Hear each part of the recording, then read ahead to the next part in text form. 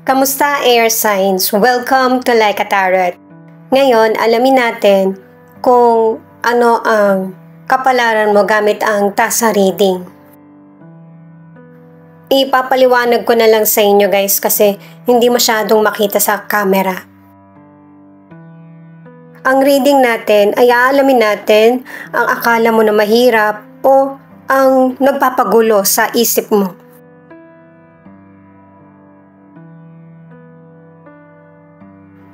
Dito ay pinapakita na marami kang iniisip, pinapangarap at hinihiling. Pero may mga naiisip ka ng paraan kung paano mo matutupad yung mga pangarap mo. Unti-unti mong makakamit yung tagumpay mo. Magtataka ka rin kung bakit nasusunod yung mga hinihiling mo. Yan ay dahil sa pagsusumikap mo at determinasyon, kaya tinutulungan ka ng universe.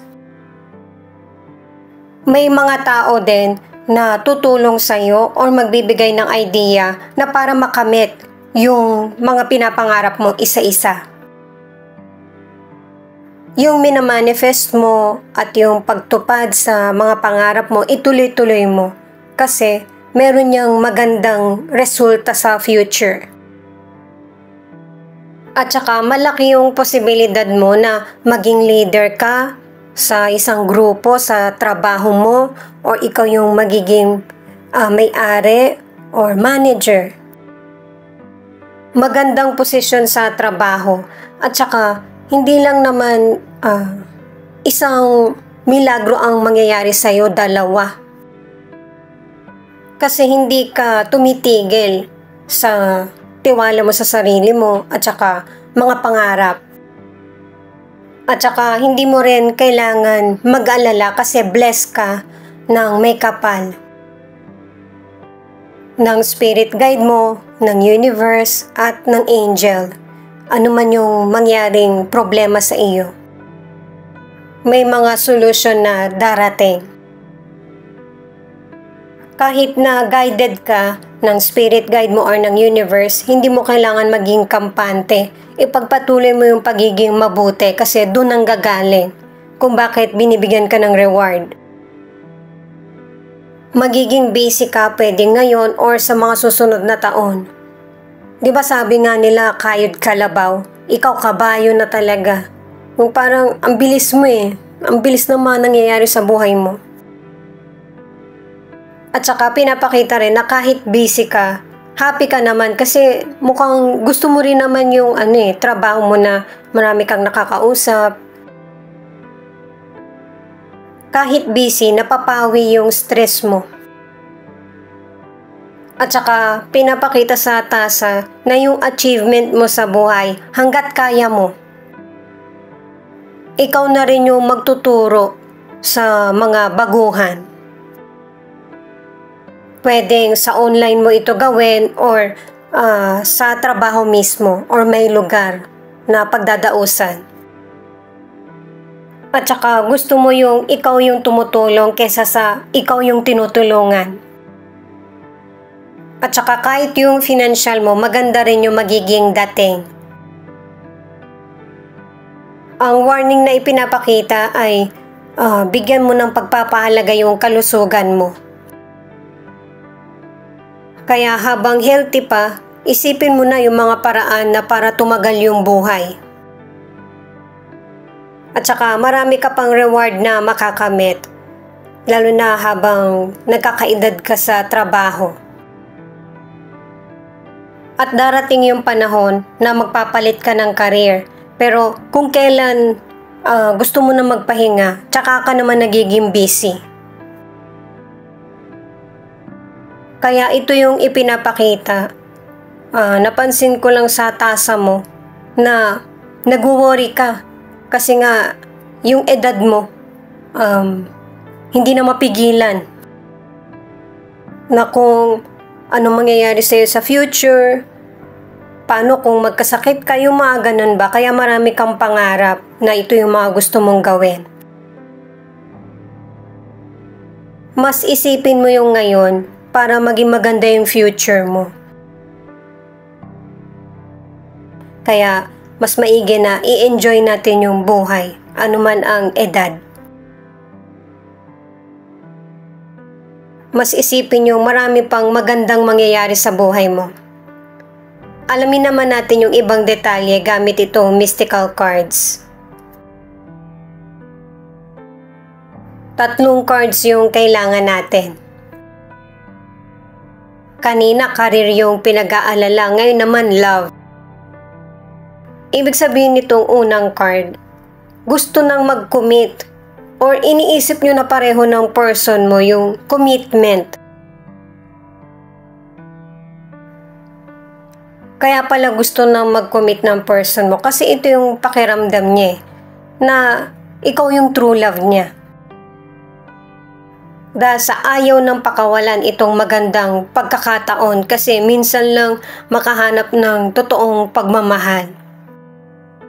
Sa'yo niya naramdaman. Ito yung problema. Nagkakaroon ng pagkalito or gumugulo sa isip ng person na ito kung paano siya magkukomit, kung kakayanin ba niya. At saka maraming gumugulo sa isip din ng person na ito. Lalo na pagdating sa financial. Siyempre, gusto niya na mag-commit. Kailangan ready na siya pero mukhang hindi pa.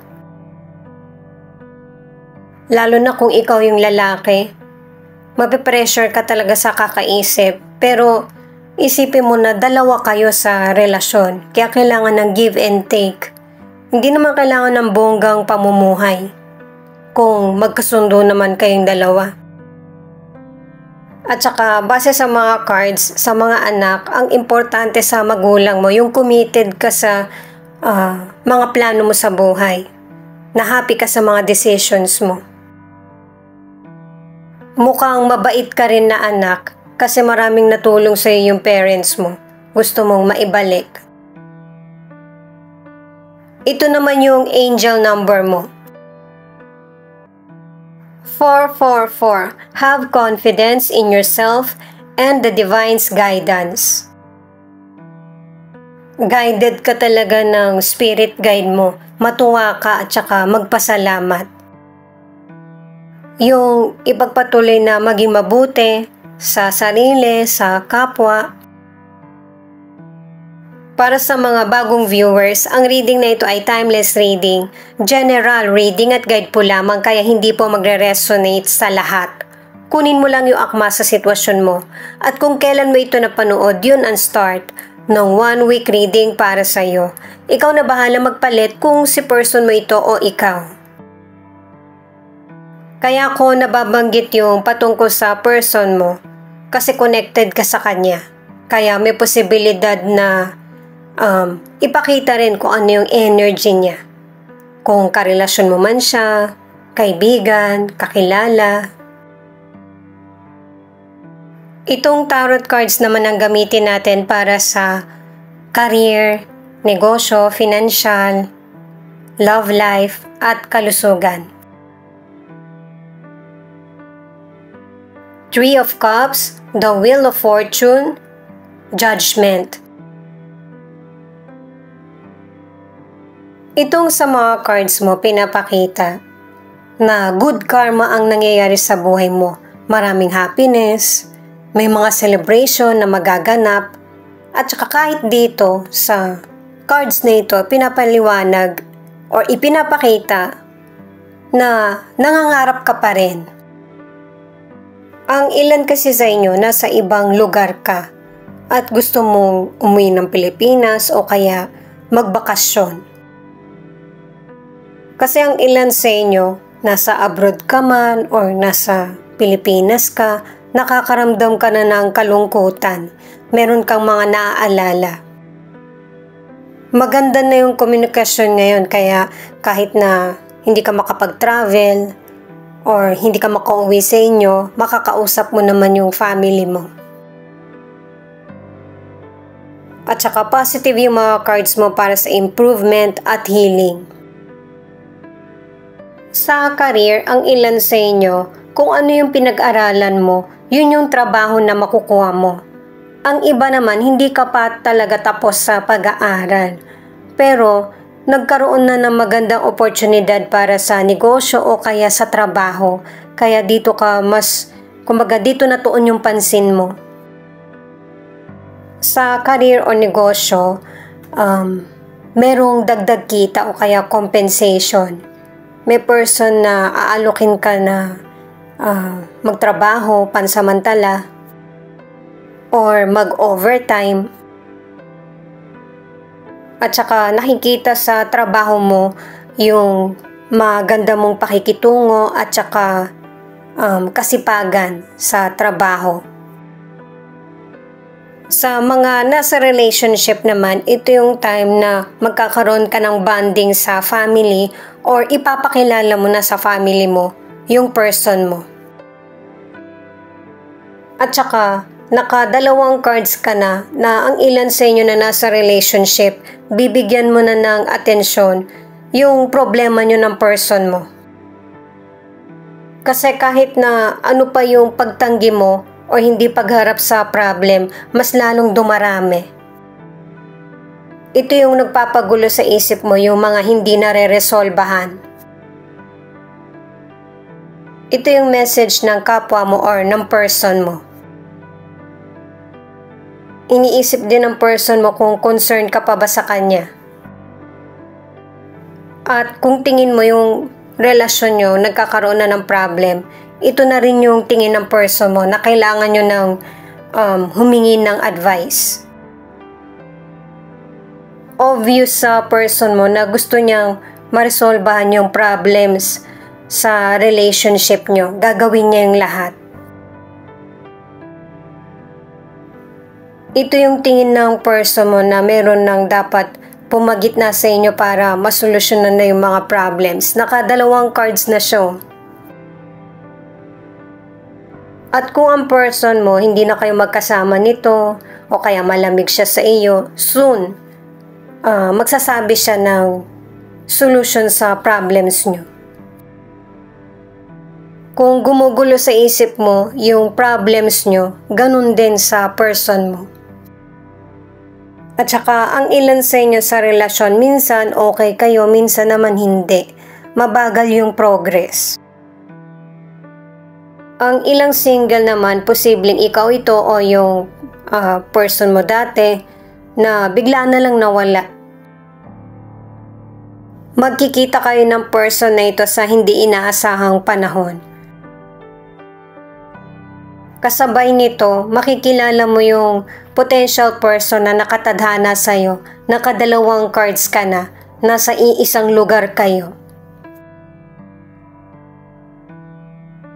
The Moon in reverse, Page of Swords, Two of Wands. Pinapakita sa cards na ito na merong person na tinatanggi niya kung ano yung totoong nangyayari sa kanya or feelings. Ito yung nagiging sanhi ng debate sa person mo or sa person na nakakasalamuha mo. At nakadalawang cards ka na pinag-iisipan mo. Gumugulo ito sa isip mo kung mag-i-stay ka ba sa situation or pababayaan mo na lang. Pero base sa mga cards, magkakaroon ka rin ng clarity, naka-4 na cards ka na. At saka mareresolbahan mo ano man yung gumugulo sa isip mo or mga hadlang. Sa financial, dahil na rin sa pagsusumikap mo, nakatatlong cards ka na merong darating na financial or dagdag kita. Yung pagsusumikap mo, idea, ang ilan kasi sa inyo mag-aaral ka ulit para or alang-alang sa karir na gusto mong gawin or negosyo. Kaya yung financial or kita mag-overflow. Kumbaga matutugunan yung mga pangangailangan mo. 3 cards yung nagsasabi sa financial stability. Naka-4 na cards ka na rin para sa magandang sweldo at kita. Single ka man or nasa relationship, hindi maitatago ng person kung ano yung totoong pag-uugali niya sa iyo. Kaya kung meron kang nararamdaman na hindi nakakabuti or may nakikita kang ganito, mag-ingat. At ang advice ng card para sa ilang single, kung hindi mo gusto yung potential person, sabihin mo na sa kanya agad. Kasi may mga ilang single na ang priority ay hindi love, kundi ang career at ang sarili. Kung love or career ang pinagpipilian mo, mas matimbang yung career, yung kaginhawaan. Di ba sabi nga niya magbabalik siya, kaya gusto niyang magsimula muli kayo. Kasi itong person mo na ito ay masaya sa iyo. Pero sa ngayon, kung bakit nagkaroon ng distansya, kasi gusto niya muna makapag-isip. Yung bang maging sigurado sa mga desisyon niya, kaya kailangan niya ng oras para sa sarili niya. At yung buhay niya mas naging makabuluhan nung makilala ka niya. Pero para sa akin guys, kung mahal ka nung person, hindi ka niya iiwan. Yung bang matatakot siya na maagaw ka ng iba. Hindi yung iiwan ka tas babalikan ka ulit, tas magsasabi ng mga magaganda. At naka-3 cards ka na pag-iisipan mo kung itong relasyon na ito sa mga nasa relationship ay ipagpapatuloy mo pa. Kasi kailangan sa relationship nyo ng person mo, yung pareho kayo ng plano at saka yung totoo na sa mga sinasabi at saka feelings. Ang issue kasi sa ilan yung commitment at saka cheating. Itong next card ay the Star, King of Swords at the Tower. Sa cards na ito ay pinapakita na magkakaroon na ng kalma na sitwasyon sa buhay mo. Kasi mas iniisip mo na kung ano yung nararapat at patas sa situation. Ang ilan sa inyo sa abogado niyo na to pag-uusapan sa barangay dahil sa hindi nagiging payapa yung pag-uusap niyo ng person. May mga biglaang mangyayari sa sitwasyon mo na hindi ka may iwasan. At ang advice ng cards, kahit na mahirap yung sitwasyon mo, ang piliin mo ay yung makakabuti. Kasi kung sasalungat ka sa hindi makakabuti, mas lalo lang magiging mahirap yung sitwasyon mo. Kaya gamitin mo yung isip mo. Ang ilan sa inyo sa kalusugan, magiging maayos na yung kalusugan mo kasi naagapan mo yung issue sa katawan mo. At para naman sa ilan, mas pinipili na yung healthy na routine. At dahil sa healthy ang lifestyle mo, makakaiwas ka sa malubhang sakit. Kung palagi mong binibisita yung doktor mo, mga ilang linggo or buwan na lang ang ipupunta mo. Dahil sa may improvement sa kalusugan mo. Para sa ilan na nasa relationship, may mga unexpected or bagong mangyayari sa buhay nyo ng person mo. Kung yung person mo ay prangka sa kung ano yung totoong feelings niya, ikaw naman ay may respeto sa kapwa or sa relasyon. Pero syempre guys, hindi naman lahat tayo ay mahaba ang pasensya. Kailangan pa rin nating alamin kung ano yung makakapagpasaya sa atin. At dahil sa ang ilan nagkakaroon ng iba't ibang challenges ang relasyon, ang ilan sa inyo nagkahiwalay. Sa mga single naman, ang ilan sa inyo, soon mamimit mo na yung potential person na nakalaan sa'yo. itong person na ito ay pang long term yung magiging relasyon mo sa kanya. Hindi pa man maging kayo, may mga challenges ng kakaharapin. Kaya pag-usapan ito. Mahalaga ka sa person mo, ito yung nararamdaman niya. Meron siyang personal problem na nahihirapan din siyang solusyonan. At ang tingin ng person mo, ikaw yung pinaka-kakampi niya sa mga nangyayaring sitwasyon sa buhay niya. Ito naman hindi pa tungkol sa person mo, kundi message sa iyo ng universe na intindihin mo din yung sarili mo. Maayos man ang relasyon nyo or hindi, yung person ay nananatiling may gusto sa iyo.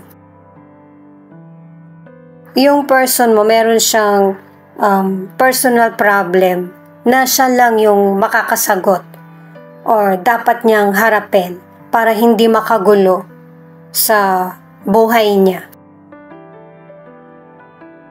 Alamin naman natin itong final card.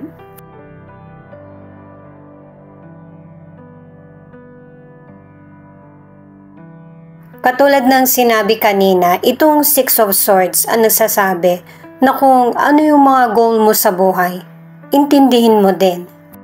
Simulan mo nang mag-invest para sa future plans. At saka, hindi mo kailangan mag-alala kasi lahat ng problems mo or worries sa buhay ay maisasaayos. Magtiwala ka sa mga plano mo kasi ma-achieve mo yung long-term na goal. I-add ko lang guys para sa mga single na kaya hindi pa man kayo magkarelasyon ng potential person, may problem na. May posibilidad kasi na magkausap yung potential person at yung past niya. At ito yung hinihintay na panahon ng potential person na magkaroon sila ng closure ng past. Ito naman yung ilan sa zodiac sign na nangunguna sa reading na ito. Leo, Virgo, Pisces, Aquarius, Scorpio, at Capricorn. Thank you nga pala sa mga nag-like, share, comment, and subscribe. Ingat po kayo palagi saan man kayo naroon. Ito naman yung ilang letters na pwedeng nandito yung letra ng pangalan ng person mo or letra ng pangalan mo. L, K, S, C, O, W, D, N, B, ay teka lang may nakalimutan ako Y,